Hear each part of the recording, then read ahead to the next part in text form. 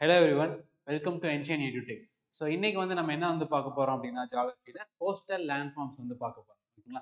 So இது வரைக்கும் என்னெல்லாம் பார்த்துருக்கோம் அப்படின்னா ஃபர்ஸ்ட் கிளாஸ்ல சோலார் சிஸ்டம் பார்த்துருக்கோம், செகண்ட் கிளாஸ்ல பார்த்தீங்கன்னா இன்டீரியர் ஆஃப் அர்த் பார்த்துருக்கோம், தேர்ட்ல volcano and volcanic land forms பார்த்துருக்கோம், ஃபோர்த் கிளாஸ்ல பார்த்தீங்கன்னா ஃப்ளூவியல் லேண்ட் ஃபார்ம்ஸ் பார்த்துருக்கோம். ஸோ இன்னைக்கு பார்த்தீங்கன்னா action of wave and wave currents, அதாவது பேசிக்கா கோஸ்டல் லேண்ட் ஃபார்ம்ஸ் பார்க்க போறோம் ஓகேங்களா.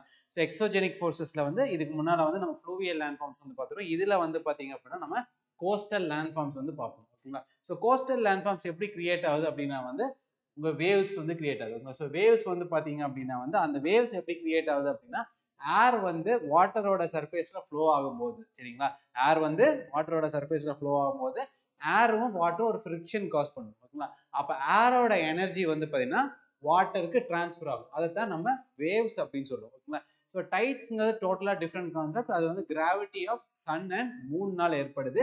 வேவ்ஸ் பாத்தீங்கன்னா ஏரோட movement along the surface of water, அதாவது தண்ணியோட மேற்பகுதியில காற்று போகும்போது அதுல இருக்கிற ஃப்ரிக்ஷன்ல காத்துல இருந்து தண்ணிக்கு எனர்ஜி டிரான்ஸ்ஃபர் ஆகுது. அது மூலமா அலைகள் ஏற்படுது ஓகேங்களா. ஸோ அந்த அலைகள் பாத்தீங்க அப்படின்னா கடற்கரையோரத்துல மோதும் போது கோஸ்டல் லேண்ட் ஃபார்ம்ஸ் ஃபார்ம் ஆகுது. எல்லா லேண்ட் ஃபார்ம்ஸ் மாதிரியுமே பாத்தீங்கன்னா இதுல erosional land forms, depositional land forms ரெண்டு இருக்கும். அரித்தல், அதுக்கப்புறம் பாத்தீங்கன்னா டெபாசிட் பண்றதுனால உருவாகுது. ஸோ அதெல்லாம் தான் இன்னைக்கு பார்க்க போறோம். ஸோ கோஸ்டல் வேவ்ஸ் பாத்தீங்கன்னா one of the most destructive, அதே மாதிரி டைனமிக்காவும் இருக்கும். ஏன் டைனமிக்கா இருக்கு அப்படின்னா, ஸோ ஃபார் எக்ஸாம்பிள் பீச் எடுத்துங்க. ஸோ பீச் பாத்தீங்கன்னா எரோஷனும் இருக்கும், டெபாசிஷனும் இருக்கும். கடலோட மண்ணுல நீங்க நின்னீங்கன்னா அலை திரும்ப போகும்போது அப்படியே கால் கரைஞ்சு, காலுக்கு இருக்கிற மண்ணு கரைஞ்சு நீங்க உள்ள போறது நல்லா நீங்க ஃபீல் பண்ணீங்க. ரொம்ப டைனமிக்கா இருக்கும். அதே மாதிரி ஃபோர்ஸ் நடந்துட்டே இருக்குங்களா, அலை வரும், அடிக்கும் போகும், அடிக்கும் போகும் ஓகேங்களா. ஆனா ஃப்ளூவியல்ல தண்ணி பாட்டுக்கு ஸ்மூத்தா ஓடிட்டே இருக்கும் ஓகேங்களா. பட் இங்க பாத்தீங்கன்னா கண்டினியூஸா 24 ஹவர்ஸுமே அந்த மூவ்மெண்ட் இருந்துட்டே இருக்கும். அதனால ரொம்ப டிஸ்ட்ரக்டிவா இருக்கும் ஓகேங்களா. ஸோ அதே மாதிரி பாத்தீங்கன்னா ஒரு சீசன் எரோஷன் நடக்கும், ஒரு சீசன் டெபாசிஷன் நடக்கும். உதாரணத்துக்கு பாத்தீங்கன்னா ஓஷன் கரண்ட் நம்ம பார்த்துப்போம். இந்தியன் ஓஷன் கரண்ட் பாத்தீங்க அப்படின்னா சீசனுக்கு ஏற்ற மாதிரி மாறும் அப்படின்னு பார்த்துருவோம். சவுத் வெஸ்ட் மான்சூன் அப்போ ஒரு டைரக்ஷன்லயும், நார்த் ஈஸ்ட் மான்சூன் அப்போ ஒரு டைரக்ஷன்லயும் இருக்குங்களா. ஸோ அப்போ வடகிழக்கு பருவமழை அப்போ ஒரு டைரக்ஷன் அறிவிச்சுட்டு போகும், சாரி தென்மேற்கு பருவமழை அப்போ இன்னொரு டைரக்ஷன் அழைச்சிட்டு போகும். சவுத் வெஸ்ட் மான்சூன்ல ஒரு டைப், நார்த் ஈஸ்ட் மான்சூன்ல ஒரு டைப் ஓகேங்களா. ஸோ அதே மாதிரி தான் ஒரு சீசன்ல இங்க அதை தான் கொடுத்துருங்க, erosion in one season and deposition in another ஓகேங்களா. ஸோ அதே மாதிரி பாத்தீங்கன்னா இதுல மோஸ்ட்லி கோஸ்டல் லேண்ட் ஃபார்ம்ஸ் பாத்தீங்கன்னா வேவ்ஸ்னால இருக்கு ஓகேங்களா. ஸோ வேவ்ஸ் கான்ஸ்டன்டா பாத்தீங்கன்னா உங்களுக்கு கோஸ்ட் அடிச்சுட்டு போயிட்டே இருக்கும். அதனால பாத்தீங்க அப்படின்னா உங்களுக்கு இந்த லேண்ட் ஃபார்ம்ஸ் கிரியேட் ஆகும் ஓகேங்களா. ஸோ அது போக சுனாமி, ஸ்டார்ம் வேவ்ஸ், இது எல்லாமே அது ஒரு type of land forms create பண்ணும் ஓகேங்களா. ஸோ அதே மாதிரி அந்த கோஸ்டல் லேண்ட் ஃபார்ம்ஸ் கிரியேட் ஆகுது பாத்தீங்கன்னா அது எதை டிபெண்ட் பண்ணி இருக்கும் அப்படின்னா configuration of land and sea floor ஓகேங்களா. ஸோ கடலோட பாட்டம், சீ ஃப்ளோரும் அந்த லேண்ட் என்ன மாதிரி கான்ஃபிகரேஷன்ல இருக்கு. ஃபார் எக்ஸாம்பிள் கான்கேவ்ல இருந்துச்சு அப்படின்னா அதுல போய் உங்களுக்கு அடிச்சுட்டு திரும்ப ரிட்டர்ன் ஆகும். ஸோ அதுல ஒரு டைப் ஆஃப் எரோஷன் இருக்கும். கிளிஃபா இருக்குன்னா அதுல ஒரு டைப் ஆஃப் எரோஷன் இருக்கும். பீச்சா இருக்குன்னா அதுல ஒரு டைப் ஆஃப் டெபாசிஷனும் எரோஷனும் இருக்கும் ஓகேங்களா. ஸோ அந்த மாதிரி configuration of land and sea floor face பண்ணிருக்கும். அதே மாதிரி எமர்ஜிங் கோஸ்டா, சப்மர்ஜிங் கோஸ்டா. உதாரணத்துக்கு பாத்தீங்கன்னா இந்தியாவோட கிழக்கு கடற்கரை பாத்தீங்க அப்படின்னா ஈஸ்டர்ன் கோஸ்ட் ஒரு எமர்ஜிங் கோஸ்ட் மேல வந்துட்டு இருக்கு. ஏன்னா இந்தியா ஒரு லேண்ட் ஃபார்ம் டில்ட் ஆயிட்டு இருக்குங்களா. அப்போ ஈஸ்ட் கோஸ்ட் மேல வந்துட்டு இருக்கு, வெஸ்ட் கோஸ்ட் கீழே போயிட்டு இருக்குங்களா. அப்ப வெஸ்ட் கோஸ்ட் சப்மர்ஜிங் கோஸ்ட். அப்ப அங்க இருக்கிறதெல்லாம் பாத்தீங்கன்னா மோஸ்ட்லி ராக்கி கிளிப்ஸா இருக்கும். இந்த பக்கம் எல்லாம் பாத்தீங்கன்னா பீச், கோஸ்டல் லேண்ட் ஃபார்ம்ஸா இருக்கும், கோஸ்டல் பிளெயின்ஸா இருக்கும் ஓகேங்களா. சோ கோஸ்ட்டை பாத்தீங்கன்னா நம்ம ரெண்டு விதமா இது பண்ணுவோம். ஹை ராக்கி கோஸ்ட், அதாவது சப்மர்ஜிங், நம்ம வெஸ்டர்ன் சைடு ஓகேங்களா, மேற்கு கடற்கரை ஓகேங்களா. அதே மாதிரி smooth sloping sedimentary coast, emerging coast, அதாவது நம்ம கிழக்கு கடற்கரை ஓகேங்களா. அதெல்லாமே பாத்தீங்கன்னா ஸ்மூத்தா ஜென்டில் ஸ்லோப்பிங் இருக்கு ஓகேங்களா. இப்ப ஹை ராக்கி கோஸ்ட் என்னவா இருக்குன்னா, ஹை ராக்கி கோஸ்ட்ல அதிகமா என்ன எரோஷன் ஃபீச்சர்ஸ் டாமினேட் பண்ணுவாங்க.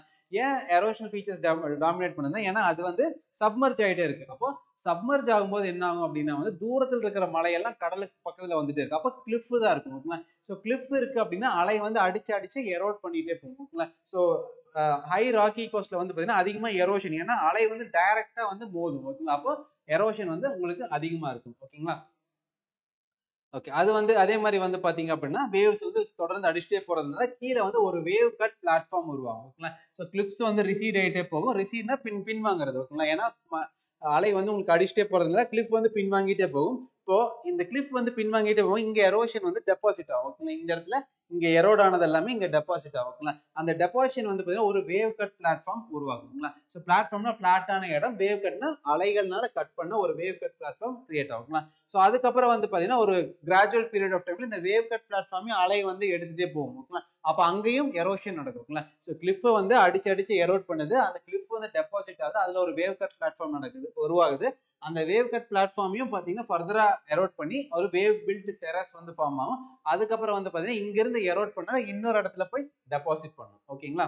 ஓகே. ஸோ அதே மாதிரி வந்து பாத்தீங்க அப்படின்னா வந்து எரோஷன் வந்து பாத்தீங்க அப்படின்னா கோஸ்டல் எரோஷன் இருக்கும். ஓகேங்களா? ஸோ அது வந்து பாத்தீங்கன்னா தொடர்ந்து வந்து உங்களுக்கு இன்னொரு இடத்துல வந்து அந்த மெட்டீரியல்ஸை டெபாசிட் பண்ணிட்டே இருக்கும். ஸோ வேவ் டெபாசிஷன் எங்கெல்லாம் நடக்கும்னா பீச் ஓரமா நடக்கும். ஓகேங்களா? ஸோ அப்படி பீச் ஓரமா நடக்கிற வேவ் டெபாசிஷன் ஒரு சில லேண்ட்ஃபார்ம்ஸ் கிரியேட் பண்ணும். அதெல்லாம் என்னன்னா bars, barrier bars and spit. So bar அப்படிங்கிறது வந்து பாத்தீங்கன்னா ஒரு சப்மர்ஜ்டு ஃபீச்சர். ஓகேங்களா? ஸோ இப்போ வாட்டரோட லெவல் இங்க இருக்கு அப்படின்னா வந்து வாட்டரோட லெவலுக்கு கீழே மண் வந்து ஃபார்ம் ஆக ஆரம்பிக்கும். அதை பார்ஸ் அப்படின்னு சொல்லுவாங்க. ஓகேங்களா? ஸோ இப்போ அந்த மண் கிராஜுவலா வளர்ந்து மேல வருது அப்படின்னா அதை பேரியர் பார் அப்படின்னு சொல்லுவோம். பேரியர்னா தடை. கடல்ல வந்து ஒரு பேரியர் வச்ச மாதிரி இருக்கும், அதனால அதை பேரியர் பார். ஓகேங்களா? இப்போ இதுதான் லேண்ட்னு வச்சுக்கலாம். ஓகேங்களா? ஸோ இங்க வந்து ஒரு பார் ஃபார்ம் ஆகுது. ஓகேங்களா? இப்போ இது வந்து பார் அப்படின்னு சொல்லுவோம். இப்போ இதே பார் வந்து டெபாசிஷன் அதிகமாயிட்டே வந்து ஒரு ஸ்டேஜ்ல நிலத்தை நோக்கி இப்படி டேர்ன் ஆகுது அப்படின்னா கொக்கி மாதிரி டேர்ன் ஆகுதுன்னா இதை ஸ்பிட் அப்படின்னு சொல்லுவோம். ஓகேங்களா? ஸோ அதாவது வந்து பாத்தீங்கன்னா ஹெட்லேண்ட் ஆஃப் த பே. ஓகேங்களா? அதாவது நிலத்தை நோக்கி வரும்போது அதை ஸ்பிட் அப்படின்னு சொல்லுவோம். ஓகேங்களா? ஸோ இங்க வந்து பாத்தீங்கன்னா இது ஒரு பேரியர் பார். ஓகேங்களா? இந்த பேரியர் பார் வந்து நிலத்தை நோக்கி திரும்பும் போது இதை ஸ்பிட் அப்படின்னு சொல்லுவோம். ஓகேங்களா? ஸோ சம்டைம்ஸ் வந்து பாத்தீங்க அப்படின்னா லகூன் ஒன்று ஃபார்ம் ஆகும். லகூன்னா என்ன அப்படின்னா பேரியர் பாரும் லேண்டும் சேர்ந்து வந்து பாத்தீங்கன்னா அங்க இருக்கிற தண்ணியை வந்து ட்ராப் பண்ண ஆரம்பிக்கும். ஓகேங்களா? அங்க இருக்கிற தண்ணியை ட்ராப் பண்ண ஆரம்பிக்கும். அப்போ இங்க இருக்கிற கடலோட கேரக்டரிஸ்டிக் வேற மாதிரி இருக்கும், இங்க இருக்கிற லகூனோட கேரக்டரிஸ்டிக் வேற மாதிரி இருக்கும். இங்க வந்து அலையெல்லாம் கம்மியா இருக்கும், வாட்டர் வந்து ஓரளவுக்கு ஸ்டாக்னண்டா இருக்கும். அதை நம்ம லகூன் அப்படின்னு சொல்லுவோம். ஓகேங்களா? ஸோ பேசிக்கா உங்களுக்கு வந்து கடலை ஒட்டின ஒரு குளம் மாதிரி இருக்கும். ஆனா அந்த பக்கம் வந்து பாத்தீங்கன்னா ஒரு பேரியர் பார் வந்து உங்களுக்கு அத அந்த சீ வேவ்ஸ் கோஸ்டல் எரோஷன்ல இருந்து இந்த பக்கம் லகூனை ப்ரொடெக்ட் பண்ணிட்டே இருக்கும். ஓகேங்களா? ஓகே. ஸோ இப்போ கொஞ்ச நாளுக்கு அப்புறம் இந்த லகூன்ல வந்து பாத்தீங்கன்னா டெபாசிட்ஸ் வந்து செடிமெண்ட்ஸ் வந்து டெபாசிட் ஆகி இது ஃபில் ஆயிடும். அப்போ வந்து அதை கோஸ்டல் பிளெயின் அப்படின்னு சொல்லுவாங்க. ஓகேங்களா? அதை கோஸ்டல் பிளெயின் அப்படின்னு சொல்லுவோம். இங்க வந்து பாத்தீங்கன்னா நிலத்தை ஒட்டியே வந்து உங்களுக்கு டெபாசிஷன் அது பீச் அப்படின்னு சொல்லுவோம். ஓகேங்களா? இந்த டொம்போலோ அப்படின்னா என்ன அப்படின்னா இங்க கடல்ல ஒரு ஐலாண்ட் இருக்கு, இங்க நிலம் இருக்கு. அந்த கடல்ல இருக்கிற ஐலாண்டையும் நிலத்தையும் வந்து ஒரு சின்ன மணல் திட்டு கனெக்ட் பண்ணிச்சுன்னா அதை டொம்போலோ அப்படின்னு சொல்லுவோம். இது எல்லாமே வந்து பாத்தீங்கன்னா கோஸ்டல் ஃபீச்சர்ஸ். ஓகேங்களா? இதெல்லாம் பார்த்து வச்சுக்கங்க. இதெல்லாம் வந்து யூபிஎஸ்சி ப்ரிலிம்ஸ்ல கேட்க வாய்ப்பு இருக்கு. ஓகேங்களா? ஸோ அதே மாதிரி பேரியர் பாரும் ஸ்பிட்டும் வந்து பாத்தீங்கன்னா ஏதாவது பிளாக் பண்ணுது அப்படின்னா வந்து அந்த பிளாக் ஆன இடத்த நம்ம லகூன்னு சொல்லுவோம். ஓகேங்களா? அந்த லகூன் வந்து ஸ்டெப் பை ஸ்டெப்பா செடிமெண்ட்ஸ் வந்து ஃபில் ஆச்சு அப்படின்னா அது ஒரு கோஸ்டல் பிளெயினா ஃபார்ம் ஆகும். ஓகேங்களா? லகூன்ல வந்து செடிமெண்ட்ஸ் ஃபில் ஆச்சு அப்படின்னா அது கோஸ்டல் பிளெயினா ஃபில் ஆகும். ஓகேங்களா?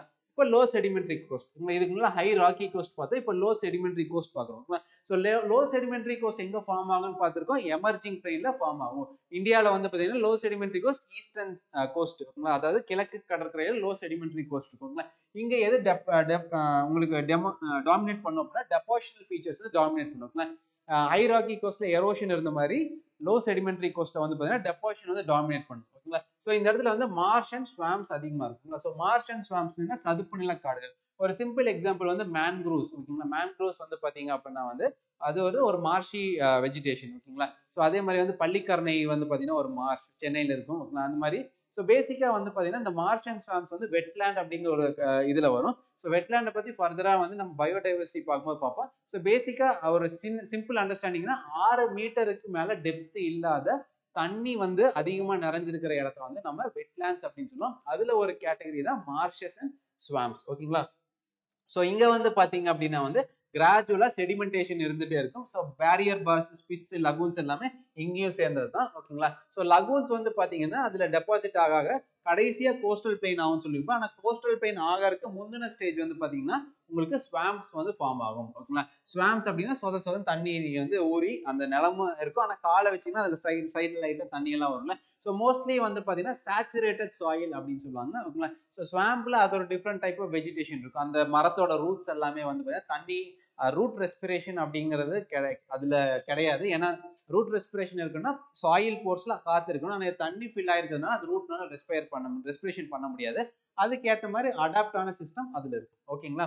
ஓகே. ஸோ அதே மாதிரி வந்து பாத்தீங்க அப்படின்னா வந்து இந்த சைட்ல எல்லாம் டெல்டாஸ் அதிகமா இருக்கு. ஏன்னா இது கிராஜுவலா ஸ்லோப் ஆகிறதுனால நிறைய ரிவர்ஸ் வந்து பாத்தீங்க அப்படின்னா கொண்டு வர செடிமெண்ட்ஸ் அண்ட் ரிவரோட வெலாசிட்டியும் ஸ்லோ ஆயிடும். அப்போ வந்து பாத்தீங்கன்னா டெபாசிஷன் வந்து டாமினேட் பண்ணும். ஓகேங்களா?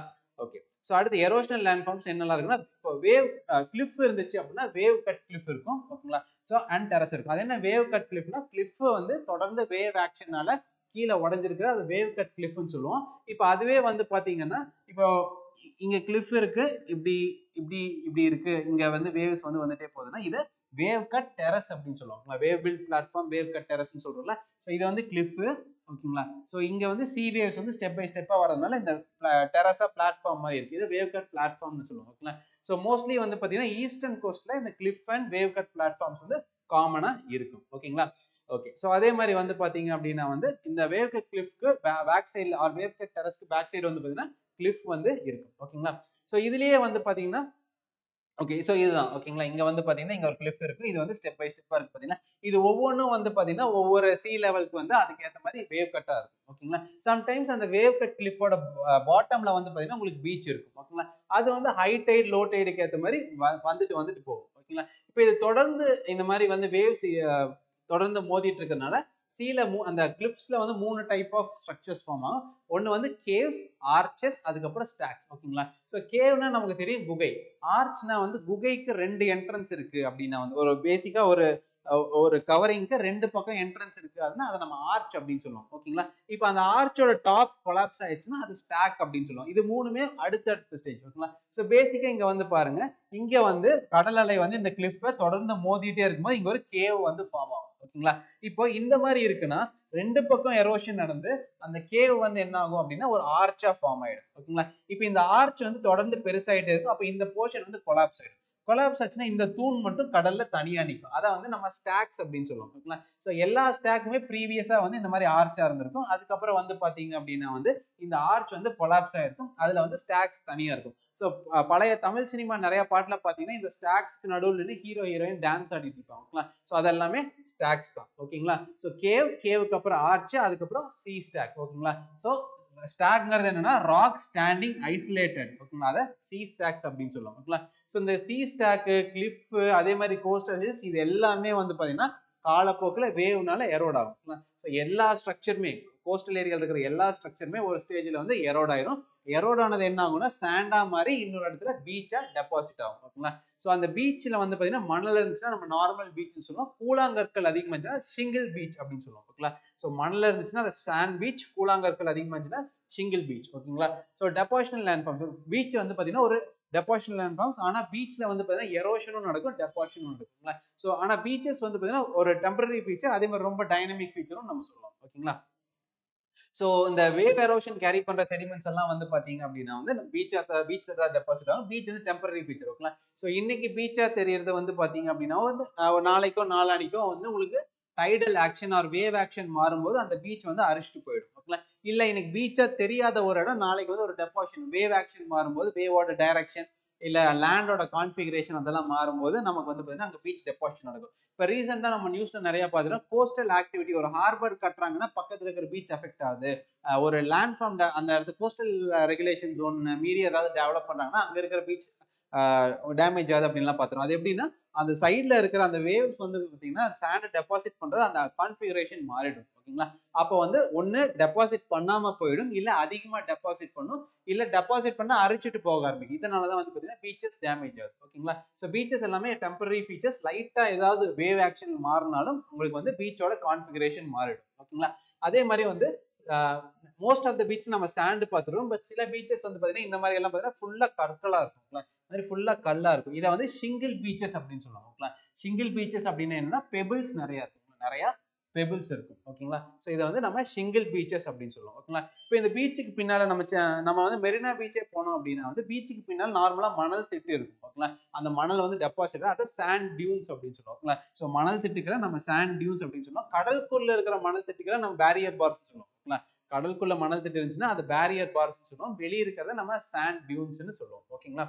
ஓகே. சோ இதோட வந்து பாத்தீங்கன்னா கோஸ்டல் ஃபீச்சர்ஸ் வந்து முடிஞ்சிட்டு சம்மரைஸ் பண்ணணும் அப்படின்னா வந்து கோஸ்ட்ல வந்து பாத்தீங்கன்னா அந்த லேண்டோட கான்ஃபிகரேஷனுக்கு ஏற்ற மாதிரி 2 விதமா இருக்கு. ஓகேங்களா?